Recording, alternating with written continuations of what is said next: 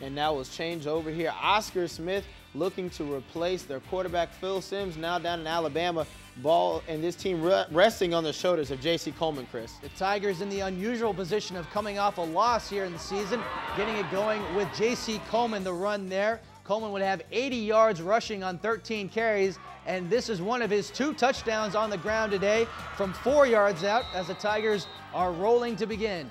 Great vision there for Coleman, was going right, didn't like what he saw, reverse field, and was able to find the end zone. And Chris, you mentioned coming off a loss, 2 straight losses for Oscar Smith, something very rare here.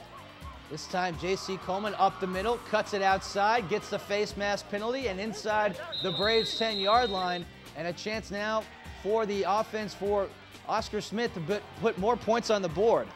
And they would indeed with the Justin George 1-yard touchdown run. And now it's George with the reception on the screen pass as he takes it down the field. J.J. Williamson on the afternoon, a huge day for him, a career-high 349 yards passing. While Simms may be gone, the cupboard far from bare for Oscar Smith. So many talented players on the offense and the defensive side of the ball.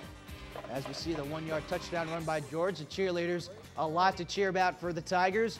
The Braves offense, meanwhile, stuck in neutral for most of the afternoon. That time, a missed opportunity for the Braves as the Cutler pass was incomplete. Kerry Spellman unable to hang on to it. And more J.C. Coleman coming around the right edge, eludes 2 tacklers, and his 10-yard score, his second and a half, gives the Tigers a commanding 21-point advantage. Coach Cadillac not liking what he's seeing thus far out of Indian River with a special teams opportunity here, Chris. And you see the field goal up and good for Heath Saunders. Unfortunately, he would not be able to enjoy it for long because a penalty flag on the play, and the special teams unit for the Braves would have to come back out and try it again. Mistakes are key here when you're playing a team. The skill level of Oscar Smith, you have to avoid mistakes like that. And fortunately, though, for Indian River, able to still put 3 on the board. Saunders, undeterred by the penalty, puts the first 3 on the board for the Braves, now trailing 21-3 late in the first half. And now this time we've seen J.C. Coleman on the ground. We're going to see him make the catch in space, get some blocking downfield, and rumble 69 yards for a Tigers touchdown. Great pitch and catch that time. You got to put the ball in your playmaker's hand, Chris. And that time, J.C. able to take that one all the way to the end zone. And the Tigers with a commanding advantage, and now through the air, this time to the big play wide receiver, Quinta Funderburk, 38 yards out. As we take a look at it again, a great throw by Williamson, splitting the defense between the corner and the safety, and the Tigers would continue to put the points on the board against the Braves. And a much-needed victory for Oscar Smith following that nationally televised loss to the team, Pickerton in Ohio.